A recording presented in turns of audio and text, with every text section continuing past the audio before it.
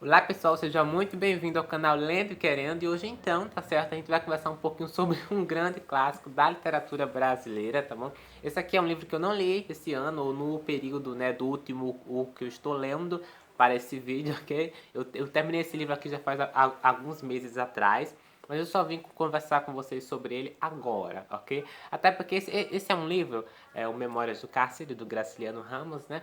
Que eu pretendo reler aí um outro momento da vida, né? Possivelmente daqui a uns 10 anos, uns 7, uns 8 anos de idade, quando eu tiver visto mais bagaceira na vida, digamos assim, ok? Porque eu já vi muitas e com pouca idade. Então, assim, esse aqui é um livro pesado, tá bom? Memórias do Cárcere, que foi publicado ali, eu anotei aqui em 1952, tá bom? Mas esse livro só foi escrito 10 anos após o Graciliano, né, ser preso lá pela intentona comunista e tudo mais. Esse livro ele começou a ser escrito em 1946, ok? Enfim, e esse é um livro que retrata ali um período, tá bom? Muito importante na vida do Graciliano. Importante e um tanto que triste, né? Na vida de Graciliano Ramos, tá bom? Que foi o momento em que ele foi preso ali por ser acusado de ser comunista, né? Ele foi preso no começo, quase o começo de 1936, tá? Lá para março, e ele acabou sendo solto, né? No começo de 1937, tá bom?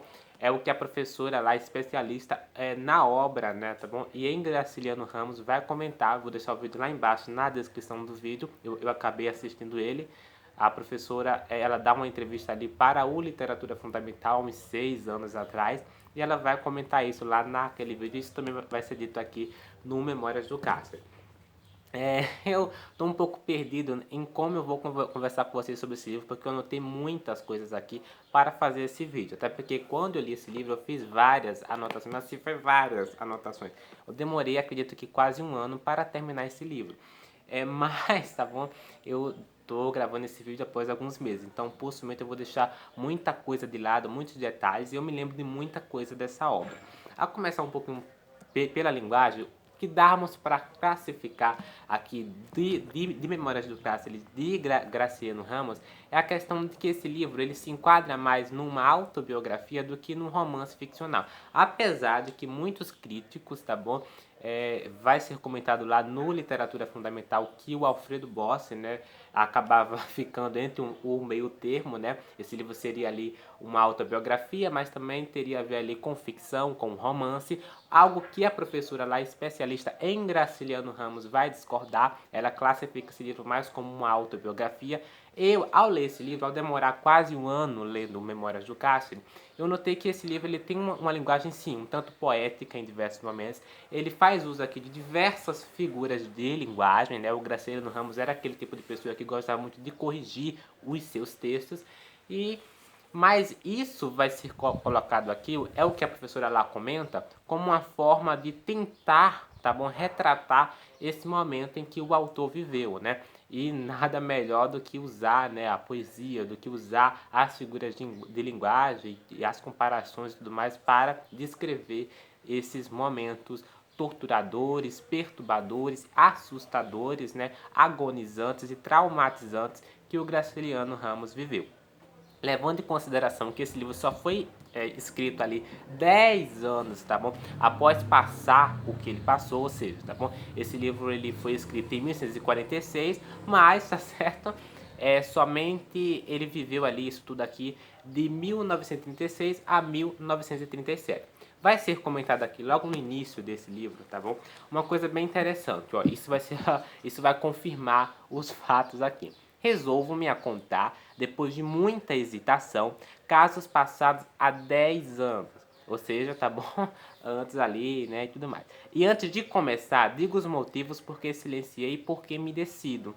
Não conservo notas. Algumas que tomei foram inutilizadas e assim, com o decorrer do tempo, ia me parecendo cada vez mais difícil, quase impossível, redigir esta narrativa, levando em consideração que já faz muito tempo que ele viveu aquilo e que está sendo difícil resgatar essas memórias, né? Com tanta altivez, digamos assim, né? Isso. Mas, enfim, além disso, julgando a matéria superior às minhas forças, esperei que outros mais aptos se ocupassem dela. Não vai aqui falsa modéstia, como adiante se verá. Também me afligiu a ideia de jogar no papel criaturas vivas, sem disfarces, com os nomes que tem no registro civil. Ele colocou, de fato, os nomes daquelas pessoas mesmo. Repugnava-me deformá-las, dar-lhes pseudônimo, fazer do livro uma espécie de romance. Mas teria eu o direito de utilizá-las em história presumivelmente verdadeira? Ó, que diriam elas se vissem impressas, realizando atos esquecidos, repetindo palavras contestáveis e obliteradas. Levando em consideração, temos que levar em consideração também que o que acontece? Graciliano Ramos ele foi preso por ser acusado de ser comunista, mas ele não era comunista na época em que ele foi preso, tá? Inclusive é algo que ele se assusta quando ele vai ser preso e tudo mais. Uma coisa que anos após, muitos anos após, é que, tá bom, Graciliano Ramos ele vai acabar sendo ali comunista, né? Ele vai, enfim, participar, né, e tudo mais do comunismo, mas tá bom, no momento em que ele foi preso ele não foi comunista. Eu fiz aqui algumas anotações e essas anotações aqui é o que vão me guiar aqui para gravar esse vídeo aqui para vocês, tá bom? Ao começar também pela página 24 e 90, tá bom? Em que ele vai descrever ali, tá bom? O momento em que ele vai ser noticiado de que ele vai ser preso, ele está aguardando em casa a sua prisão e tudo mais, e ele vai refletir ali sobre a questão da liberdade, né? A cadeia daria mais liberdade para Graciliano Ramos, né? Isso é o que ele acha, tá bom? Mas essa visão de liberdade, nós vamos perceber aqui que vai ser, digamos que ela vai sofrendo mudanças, né? Da página 24 à página 90, tá bom? O personagem já muda a sua reflexão sobre a liberdade que a cadeia daria a ele. Veja só, logo no começo ele fala: naquele momento, a ideia da prisão dava-me quase prazer. Vi ali um princípio de liberdade. Eximira-me do parecer, do ofício, da estampinha, dos horríveis cumprimentos ao deputado e ao senador.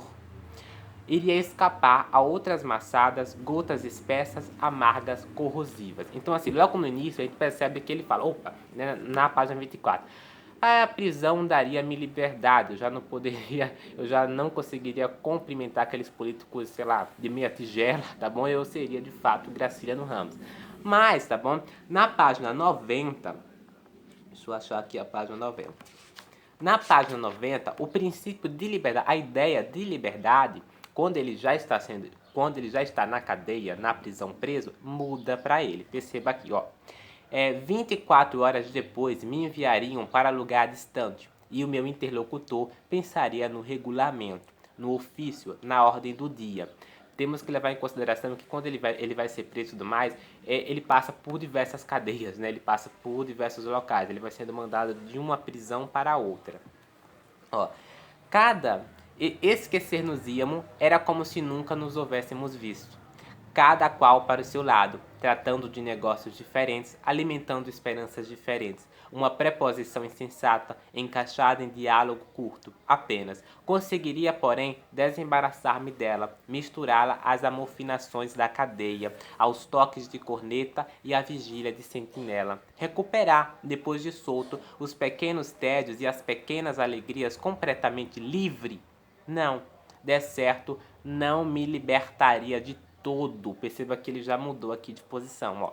Já ali começava a sentir uma nova prisão, mais séria que a outra, a confundir-me terrivelmente as ideias. Não imaginara poder testemunhar semelhante ação. Pessimismo? De forma nenhuma. Não supunha os homens bons nem maus, julgava os sofríveis, pouco mais ou menos razoáveis, naturalmente escravos dos seus interesses. Sem dúvida, uma razão miúda, variável com as circunstâncias e o egoísmo natural. Dormir, comer, amar, reproduzir-se, um pouco acima disto, avaliar quadros e livros, inspirar respeito, mandar. Percebemos aqui claramente que a visão de liberdade dele mudou muito, né? Peraí, tá bom, ele já estava lá esperando ser preso em casa com seus filhos e com a sua mulher. Ele se preocupa muito porque, no final das contas, tá bom, quando Graciliano é preso, tá bom, antes disso, ele tinha contas para pagar, ele tinha que manter os seus filhos e tudo mais. Essa era a grande preocupação do autor mesmo, né? A questão financeira.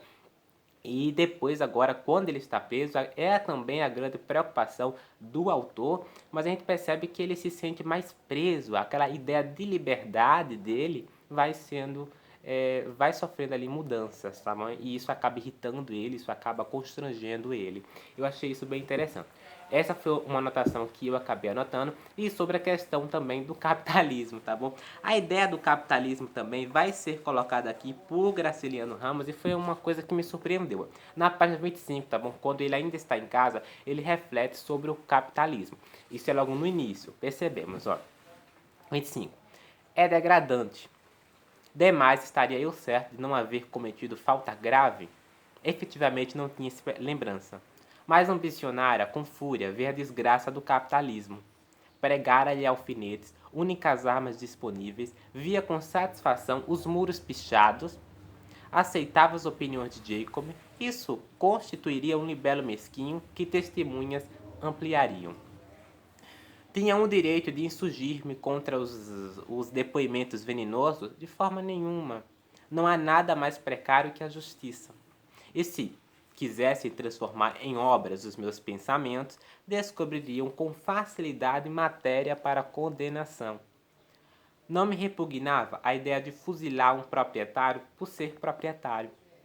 Era razoável que a propriedade me castigasse as intenções. Percebemos isso. Logo após a gente vê, tá bom, que não, essa ideia de capitalismo muda na cabeça do Graciliano, não é isso. Mas percebemos que ele tem um ódio pelos capitalistas muito grande, tá bom? Aqui na página 92, já quando ele está preso, ele também vai ali citar os capitalistas e tudo mais, e ele vai falar o seguinte: se o capitalismo fosse um bruto, eu toleraria. Afligir-me Aflige-me é perceber nele uma inteligência safada que aluga a outras inteligências canalhas. Esforço-me por alinhavar esta prosa lenta. Sairá daí um lucro, embora escasso. E este lucro fortalecerá pessoas que tentam oprimir-me. É o que me atormenta. Não é o fato de ser oprimido, é saber que a opressão se erigiu em sistema. O general manifestara desgosto por não poder fuzilar-me, revelara fraqueza. Se ele embirrasse comigo e quisesse matar-me, comportar-se-ia animalmente, honestamente. Pois bem, tá certo? Os livros dele, no final das contas, seriam vendidos e não só fortaleceria, tá bom, o autor que o escreveu, mas também, né, os editores, as pessoas que estão ali por trás daqueles livros, tá bom? Há essa reflexão aí bem bacana que Graciliano Ramos acaba dando aqui pra gente, tá bom? Eu anotei também sobre a questão de ser perceptível, tá bom? Na página 92 ele também vai comentar isso, ó. Aquela derradeira entrevista me desconcertava. Consertar-me-ia se percebesse no Capitão Lobo indiferença. Às vezes, ela nos chega como um favor, a indiferença, tá? Ó, se o indivíduo está em condições de nos causar dano e passa distraído, finge não nos enxergar, revela boa índole e agradecemos a desatenção. Esforçamo-nos por tornar-nos imperceptíveis. Só assim temos probabilidade de evitar perigos. Não me havia esquivado. Essa questão aqui é interessante, né? De como muitas vezes, tá bom? A indiferença ajuda a gente, né? Esse olhar indiferente que os outros têm com a gente, né? Isso acaba ajudando em diversos momentos da vida e, tá certo? Isso ajudaria, de uma certa forma, o próprio Graciliano Ramos, tá bom? A acabar se livrando daquelas perguntas inúteis, imbecis e tudo mais, né? Levando em consideração também, tá, gente, que quando o Graciliano Ramos vai ser preso, não existe grandes argumentos, né, bom, que coloquem ele na cadeia de fato, tá? São sempre alguma coisa ali por cima, né? Não é aquela coisa de fato. Porque, como eu falei, tá bom? Ele vai ser preso por ser comunista, mas ele não era comunista. Ele só foi se tornar comunista muito tempo depois, né? Isso é interessante. Mas, enfim. Eu também anotei aqui a questão da utilidade, que vai ser ali colocada na página 96. Ó, ele vai refletir sobre a questão de será ele está sendo útil ali na cadeia, né? O que é a cadeia? Percebemos aqui, ó. Página 96. Onde estava a nossa utilidade? Para que servíamos? Saltar da cama pela manhã, escovar os dentes, pentear os cabelos, ouvir 2 minutos em pé o interrogatório do comandante, dar as respostas adequadas, em seguida papagaiar meia hora como excelente Capitão Lobo, contrariá-lo? Que proveito achavam nisso? Lá fora tínhamos funções, representávamos de qualquer modo certo valor. pelo menos julgávamos representar. Agora nos faltava o mínimo préstimo, e o pior é que sabíamos disso. Isto.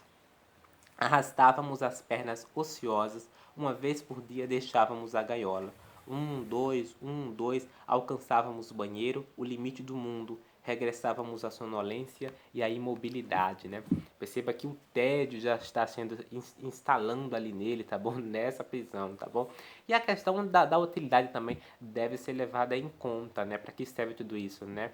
Enfim, se você parar para pensar, tá bom? Para pensar também, tá bom? Um dos principais objetivos da cadeia, tá bom? Das prisões é você colocar ali enfim, a pessoa que cometeu um crime contra a sociedade e tudo mais vai ser colocada na cadeia para restaurar essa pessoa, entre aspas, tá bom? Para ela ser apta a voltar para a sociedade novamente, tá bom?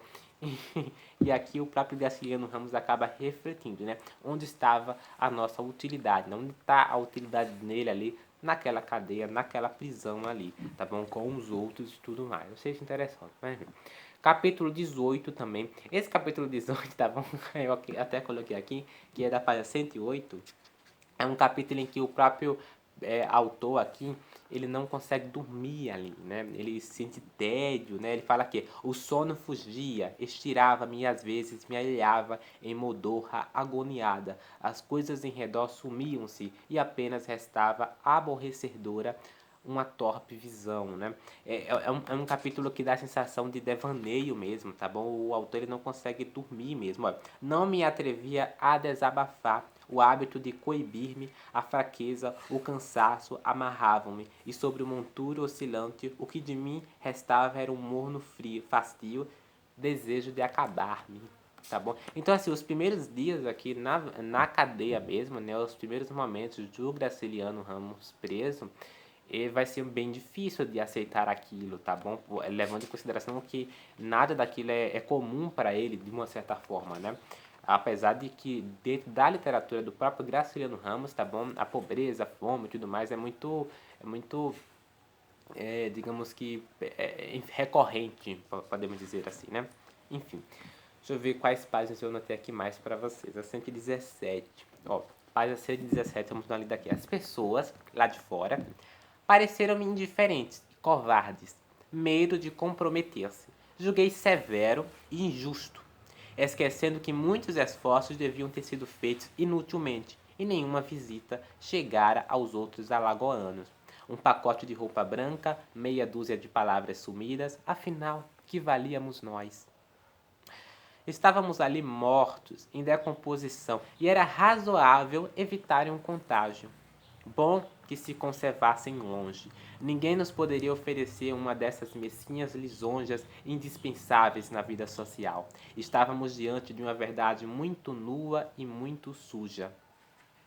E qualquer aproximação nos originaria vergonha e constrangimento. O resto da humanidade se afastara, no marasmo e no assombro. Sentíamos que se afastava em excesso.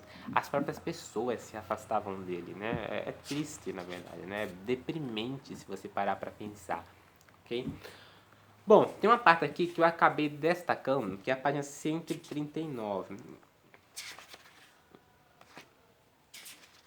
Achei.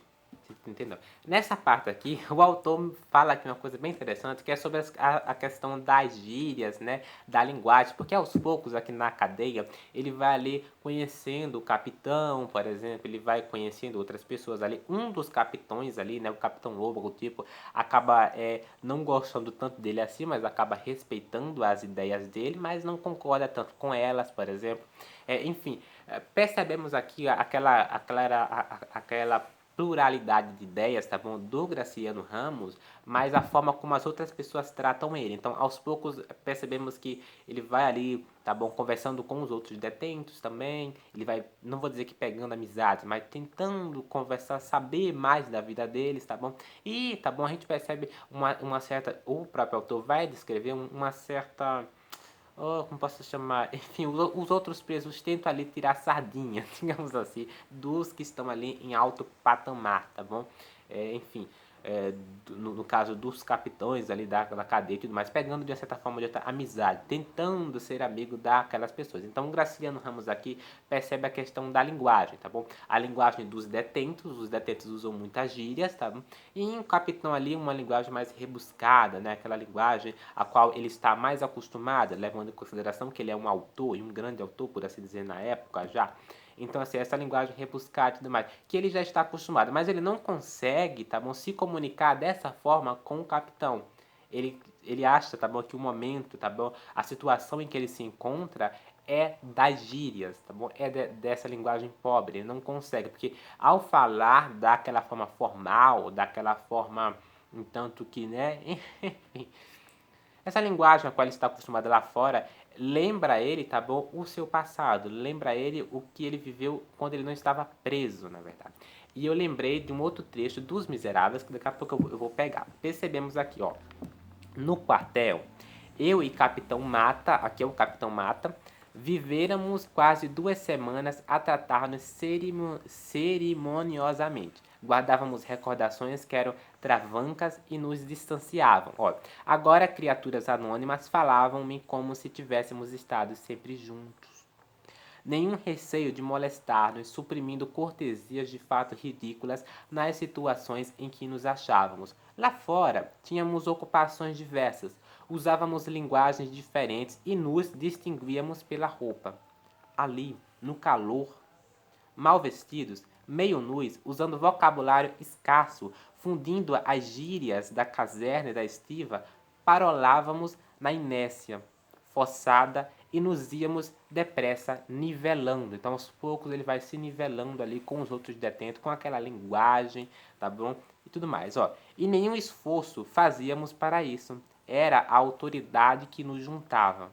Suprimia de golpe barreiras por ela própria, conservadas e reforçadas, operários e militares sediciosos, pequenos burgueses detidos por suspeita, socialmente valíamos tanto como o ladrão que me vendera a rede. Entender-me-ia com ele, seríamos talvez amigo, se o animal não preferisse lesar-me da maneira mais estúpida. Ó, enfim, pela primeira vez, pessoas de outra classe manifestavam-se com franqueza diante de mim. Certas discrepâncias faziam-me pensar em nossas vidas anteriores. Aí vai falar, um voz me chocava, me empurrava para lugar estreito, em demasia preenchido, onde não me era possível caber. Não havia à beira do lago, nauseabundo, espaço para nenhum senhor. Esquecíamos diferenças sem querer. Se quiséssemos esquecê-las, seríamos falsos, postiços intrusos, não conseguiríamos entendimento, estaríamos de sobreaviso, aguardando a qualquer momento manifestações desagradáveis. Bom, aqui, tá bom, no Os Miseráveis, tá? Tem um texto bem bacana em que o autor ele vai comentar ali sobre a questão das gírias também. Eu achei isso bem bacana. Eu vou só pausar o vídeo para achar esse trecho para. Tá bom. Achei o trecho aqui, tá bom? Enfim, esse trecho aqui é onde Victor Hugo reflete sobre a questão da gíria na literatura, tá bom? A importância da gíria e também tudo que ela tem de ruim também, né? O lado bom e o lado ruim da gíria, né? E tudo mais, né? Ele vai falar em diversos momentos sobre a questão de que a gíria é a linguagem da miséria. Veja que interessante. Levando em consideração que esse livro aqui, tá bom, gente? Ele é do século XIX, tá bom? Memórias do Cássio, ele tá certo? Foi publicado em 1952, mas foi escrito ali em 46. Ó, é claro que se a língua falada por uma nação ou uma província é digna de interesse, a língua falada pela miséria é ainda muito mais digna de atenção e estudo. É a língua falada na França, por exemplo, há mais de 4 séculos, não somente por uma miséria, mas pela miséria, por toda a miséria humana possível. Aí, aqui embaixo, tá certo? Ele vai falar o seguinte, ó. O historiador dos costumes e das ideias não tem missão menos austera que o historiador dos acontecimentos. Este tem a superfície da civilização, as lutas entre as coroas, o nascimento dos príncipes, o casamento dos reis, as batalhas, as assembleias, os grandes homens públicos, as revoluções à luz do dia. Tudo que é exterior, o outro historiador tem o interior. O fundo, O povo que trabalha, que sofre e espera, a mulher oprimida, a criança que agoniza, as guerras surdas de homem para homem, as selvagarias obscuras, os preconceitos, as iniquidades consentidas, os contragolpes subterrâneos da lei, as evoluções secretas da alma, a comoção indistinta das multidões, os mortos de fome, os descalços, os nus, os deserdados, os órfãos, os desgraçados e os infames, todas as larvas que erram em meio às trevas. É preciso que ele desça com o coração cheio de caridade e de severidade ao mesmo tempo, como irmão e como juiz, até os subterrâneos impenetráveis, onde se arrastam em confusão os que sangram e os que ferem, os que choram e os que maldizem, os que jejuam e os que devoram, os que sofrem o mal e os que o fazem. Esse historiador dos corações e das almas terá menos deveres que os historiadores dos acontecimentos, tá? Claro que aqui nós estamos levando em consideração a questão do historiador, né, da questão de como não se deve extinguir, né, ou enfim, aniquilar a gíria, né? Isso é interessante. A gíria é a linguagem da miséria, levando em consideração a época que se passa os miseráveis e tudo mais. Aqui, tá certo? A gíria entre os detentos os colocam numa posição desfavoráveis, poderíamos dizer assim, e o Graciliano reflete sobre isso. Enfim, essa questão da gíria na literatura eu achei muito interessante mesmo, tá bom? Me fez refletir ali muitas coisas, tá bom? Essa questão do preconceito linguístico, que até hoje, né, isso vemos por aí, né, isso até hoje nós vimos os fatores que determinam o preconceito linguístico, né? E percebemos aqui essa visão do Graciliano Ramos sobre a gíria foi algo que realmente me fez refletir sobre algumas questões. Não cai. Deixa eu ver aqui. Uma coisa interessante também é que Graciliano Ramos também, ele vai arrumando ali umas certas encrencas, né, nessa cadeia, tá bom? Umas certas brigas aqui aos poucos. Não vou dizer briga, tá bom? Mas uns olhares ali um tanto que estranhos para ele, tá bom? E uma coisa bem interessante nesse livro é a forma como o Graciliano Ramos encara esses olhares, sabe? De perto, ele vai se esquivando ali, porque a grande ideia que a gente vai percebendo é que nesse um ano preso, né, praticamente, mais de um ano preso, o Graciliano Ramos ele não quer briga, ele não quer discussões, ele só quer ficar no canto dele, sabe, refletindo, escrevendo ou pensando, né, e tudo mais. Eu achei isso interessante. O Graciliano Ramos também ele vai ficar preso. Aqui eu anotei a página 168. Deixa eu catar aqui a página 168. Ele vai adoecer, tá certo? Ele vai adoecer. Olha, a imobilidade esquisita das vísceras começava a alarmar-me, né? O seu corpo, enfim, quando ele muda e tudo mais, né? De cadeia para cadeia, tá bom? Eu não sei se esse momento aqui, eu acredito que é quando ele ainda está na primeira cadeia ou algo do tipo. Não lembro ao certo, faz tempo. Mas eu sei que ele vai adoecer aqui em uma dessas prisões ali. Ele vai falar: subi, entrei num quarto imundo, paredes nojentas, papéis sujos, a amontoar-se, a espalhar no chão. Ausência de água, o ambiente mais sórdido que se possa imaginar. Difícil tratar desse ignóbil assunto, nunca em livros se desceram certas portas. Arrisquei-me a abrir aquela porta porque me havia surgido o acidente. Quando menos esperava, um jato de sangue. No minuto estancou, mas o líquido viscoso, os coágulos provocaram-me a necessidade urgente de banhar-me. Infelizmente, era até impossível desejar isso. O meu pijama aderia ao corpo. Fazia-me cócegas repugnantes. Andavam-me pruridos na pele. Davam-me a sensação de ser agredido por multidões de pulgas e tudo mais. Assim, o desconforto na cadeia, tá bom? Ele tá preso ali, ele não consegue dormir direito. Ele tem insônia. E não só para bastar, ele tem aí esses momentos, tá? Enfim, onde o seu corpo entra quase em decadência, poderíamos dizer assim, tá bom? Tem um momento, tá bom, gente, em que ele acaba se machucando aqui. Esse momento eu me lembro, ok? E ele não consegue andar ali, porque estão levando os detentos para uma outra cadeia e tudo mais. Ele não consegue andar, sabe? E ele precisa ali reclamar, porque ele não está conseguindo andar, ele está machucado. Acho que os pés deles estão machucados e tudo mais. É perturbador, é uma cena que você fica, Jesus amado, o que é isso aqui? Mas enfim, é triste. É triste, mas isso aqui aconteceu, tá, gente? Isso aqui aconteceu com o próprio autor, ok? Página desse engatinho, não ver quem... Ó, anotei a página 206 aqui na história também pra postar com vocês. O que acontece, tá, gente?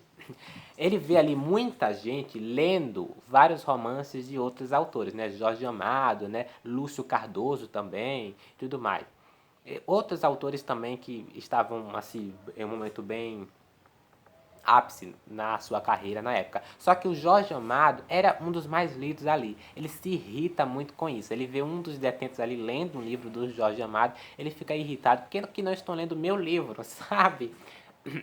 Enfim, ele vê as discussões, os outros ali discutindo outros livros de outros autores, mas ele tenta ver a Gwen lendo seu livro e não acha. Mas tem um momento aqui na história em que um dos personagens ali, uma das pessoas ali, né, lê o seu livro. Na verdade, ele é o seu primeiro romance, né? Que foi o Caetés, né? Publicado em 1933, tá bom? Ele foi preso em 36 até 37. Então, enfim, já tinha sido publicado e demais. Olha, com com um estremecimento de repugnância, vi Sérgio embrenhado na leitura do meu primeiro romance. Ó, pelo amor de Deus, não leia isso, é uma porcaria. Quem fala isso é o autor, tá? Deixa eu colocar essa folha aqui. Não leia isso, é uma porcaria. O Graciliano fala isso. Ingênuo, tentei explicar-me em grande embaraço. A publicação daquilo fora consequência de uma leviandade. Escrita 10 anos antes, a miserável história passara às mãos do editor Skimlet e emperrara já revistas as provas. Tinham surgido obstáculos, demora, cartas, desavenças e a entrega dos originais a amigos meus do Rio. Ele vai falar, né, ó, em 1935, Jorge Amado me visitara em Alagoas, dissera que Skimlet queria editar o livro, mas não me convinha o negócio. Julgava-me então capaz de fazer obra menos ruim. Meses atrás concluíra uma novela talvez aceitável. Isso a gente vê até os dias de hoje, né? A questão de que as pessoas elas não gostam tanto assim dos seus primeiros romances, né? Até hoje a gente vê isso, tá bom? O Graciliano Ramos não gostava do seu primeiro romance, Caetês. Na verdade, não é que ele não gostava, mas ele tinha muito erros nesse romance que aos anos, né, aos poucos o Graciliano foi se amadurecendo, né, foi amadurecendo e foi tendo outra visão de mundo e tudo mais, né, e Graciliano Ramos era aquele tipo de autor que corrigia muito os seus escritos, né, a própria especialista lá em Graciliano Ramos, ela vai dizer isso, tá bom? Ele gostava muito de corrigir, né, e tudo mais, então ele sempre quando tinha alguma frase, alguma palavra que ele não gostava e que não se adequava ali, ele acabava riscando, às vezes até passava o seu cigarro quando ele estava fumando naquela palavra, entendeu? Ele era esse tipo de autor, ele gostava de corrigir, ele gostava das coisas ali no eixo, né? Isso, enfim, falta-se muito isso hoje em dia, mas tudo mais nos autores de hoje. Enfim. Isso aqui é perturbador. Deixa eu achar aqui a página 296. Gente, esse momento aqui, ele realmente é um pouco pesado, tá bom? O que acontece, tá bom? Dentro dessas cadeias ali, acontece alguns estupros, né? Isso e tudo mais, né? Que são cadeias onde só tem homens, né? Mas assim, há muito estupro, né? Levando em consideração que os homens ali estão, sei lá, anos sem transar, anos sem fazer sexo, sem trepar e tudo mais. Então eles acabam, enfim, eles acabam ficando numa carência enorme, tá bom? Se eu não me engano, há ali comprimidos, há remédios que dão para os homens na cadeia e tudo mais, né? Para a abstenção sexual, né? Acredito que até hoje esses remédios, esses comprimidos são dados, tá? Mas eu não sei como tá hoje em dia, eu sei que vai ser relatado aqui nesse livro. É triste isso aqui, mas enfim, uma das coisas tristes desse livro é quando um dos garotos ali vai ser estuprado. Ó, os gritos daquela noite eram de um garoto violado. Essa declaração me estarreceu. Como podia suceder tal coisa sem que atendesse aos terríveis pedidos de socorro? O garoto chorando, gritando e ninguém ia ajudar. Olha que triste. Muitos guardas eram cúmplices. Ouvi dizer, e alguns vendiam pequenos delinquentes e velhos presos corrompidos, 20, 30, 50 mil réis conforme a peça. Esse comércio é tolerado, ó. Desemboca nele parte dos lucros obtidos na indústria mirim da cadeia. Era um garoto que estava sendo estuprado.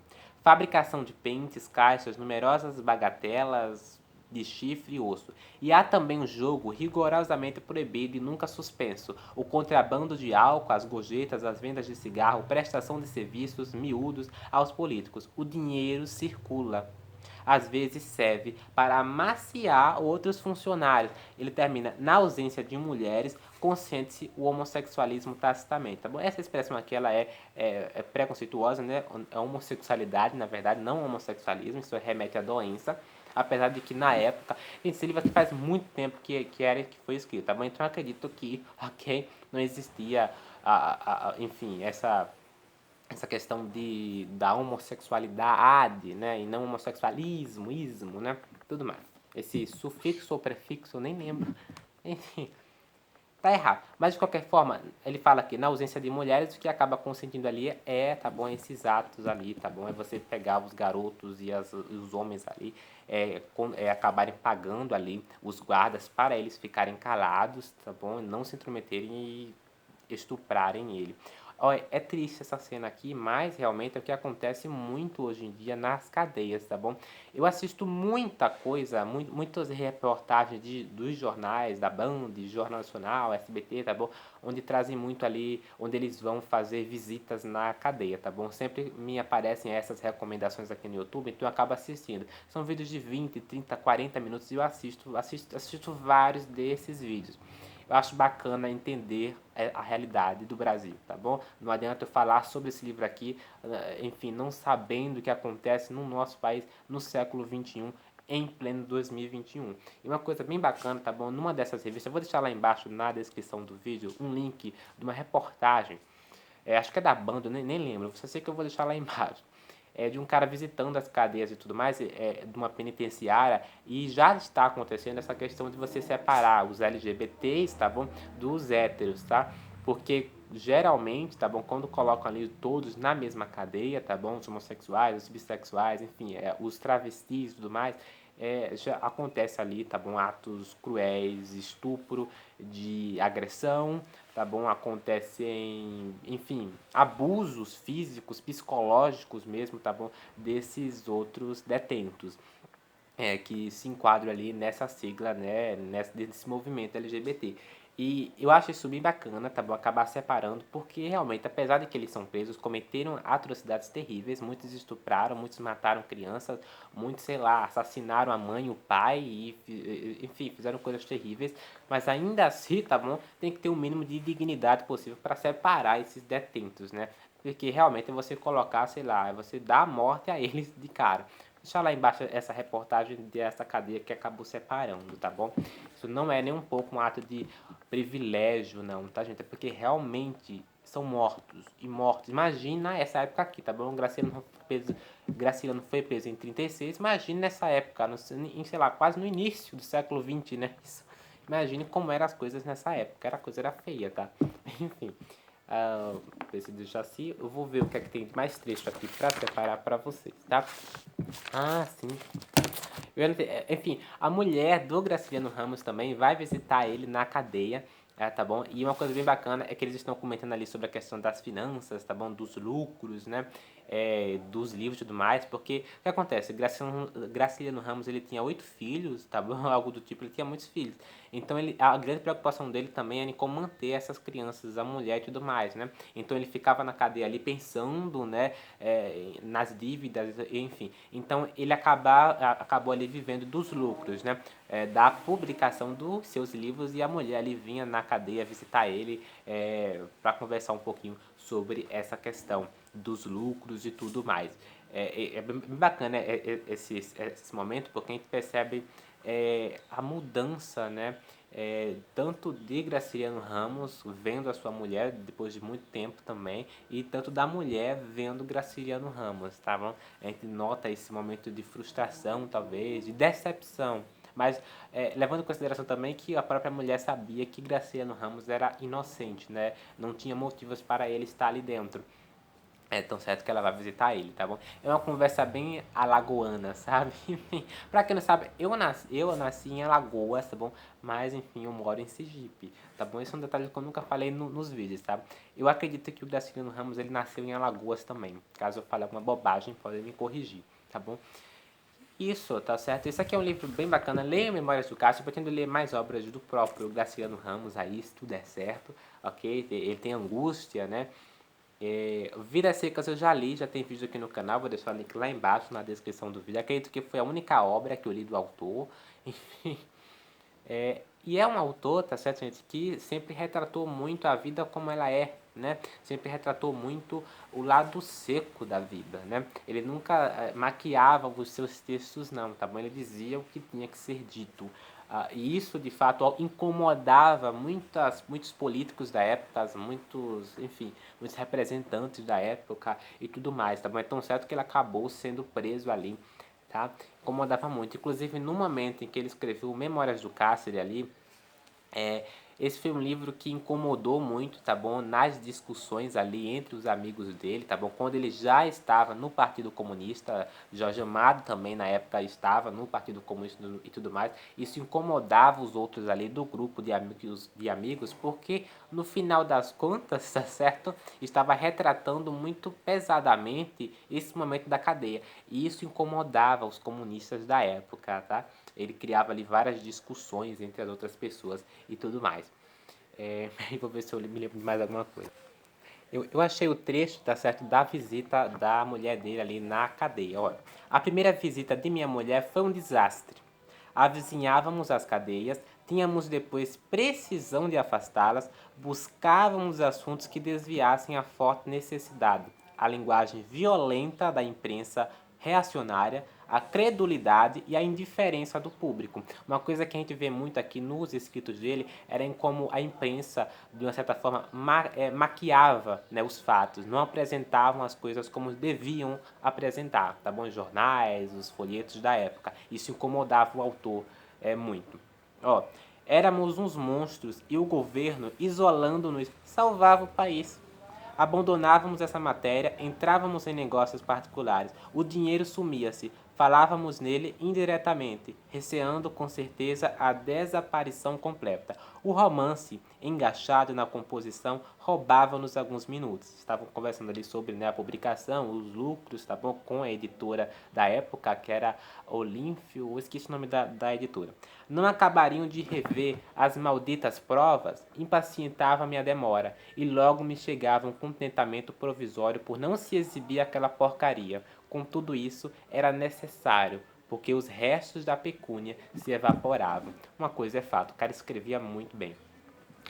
Esse livro aqui ele não é um livro totalmente completo, porque falta o último capítulo dele. Então, assim, todos os capítulos estão certos, menos o último capítulo. Faltou escrever o último capítulo, tá bom? Foi um livro publicado postumamente. Então, o autor acabou morrendo e não, né, terminou esse grande livro aqui da literatura brasileira. No pós-fácil, tá bom? O crítico aqui, o Ander Melo Miranda, vai comentar um pouquinho sobre a repercussão de Memórias do Cárcere. Ele vai falar o seguinte: a repercussão extremamente favorável entre intelectuais, escritores e políticos é imediata. Pela primeira vez, o autor é também sucesso de vendas, tendo 10 mil exemplares esgotados em apenas 45 dias. Quando esse livro foi publicado, tá bom? Foi um estouro, tá bom? Ele acabou vendendo ali 10 mil exemplares, tá bom? As pessoas queriam saber esse momento drástico na vida do Graciliano. Apesar de inacabado, pois Graciliano não escreve o capítulo de encerramento das memórias, a fatura do livro reafirma a qualidade excepcional do escritor, que inova mais uma vez ao oferecer um testemunho político de alto nível literário, livre das amarras partidárias que tentam, sem sucesso, impor-lhe ao texto. Uma coisa bem interessante que a gente vai acabar sabendo do Memórias do Cárcere é que o próprio Graciliano Ramos ele sabia o valor desse livro futuramente. Ele sabia que esse livro seria muito importante ali é, para a posteridade, tá bom? Para os novos leitores que viriam com o tempo, tá bom? Ele tinha, tá bom? Essa, digamos que essa visão, tá bom? Essa ideia na sua mente, tá bom? De que esse livro seria, tá bom? Um grande clássico da literatura brasileira e que seria um livro mais político, tá bom? Hoje em dia a leitura do Memórias do Cárcere, para muita gente, é uma leitura política. Uma coisa que eu não recomendo, gente, tá? Porque o cara passou por esses momentos torturantes, tá bom? E você encarar esse livro mais como partidário, sabe? esquerda, direita, eu acho isso ridículo, desculpa, tá bom? Há sofrimento, há miséria, há traumas, há cicatrizes nesse livro que merecem ser muito mais lembradas do que, sei lá, o lado político do Graciliano Ramos, sabe? Isso me incomoda como leitor, tá bom? É uma coisa que a especialista vai dizer lá no vídeo do Literatura Fundamental, e eu queria saber mais sobre as influências que o próprio Graciliano Ramos, tá? Ele teve na sua vida, né? Se ele lê... Ela diz lá que ele lia muito Dostoiévski, que ele era um leitor ávido de Dostoiévski. Eu não, enfim, queria muito saber a respeito das influências do próprio autor. Esse livro é um livro narrado em primeira pessoa. Então, assim, eu tô em um dos minutos ali, tá, gente? É um livro narrado em primeira pessoa e foi um sacrifício o autor escrever em primeira pessoa, porque se você pega os romances do Graciliano Ramos, tá bom? Ele escreve mais em terceira pessoa do que em primeira pessoa. Então, foi difícil para ele escrever em primeira pessoa. Tão, assim, digamos que tão íntimo, tá bom? Do eu aqui nesse livro, ok? Se você gostou desse vídeo, não esquece de se inscrever no canal, ativar o sininho, comentar, ok? Dá o seu joinha. Um beijo, um abraço. Se inscreve no canal e o vídeo já está ficando longo, vai parar ali, ok? Nos vemos no próximo vídeo. Até lá!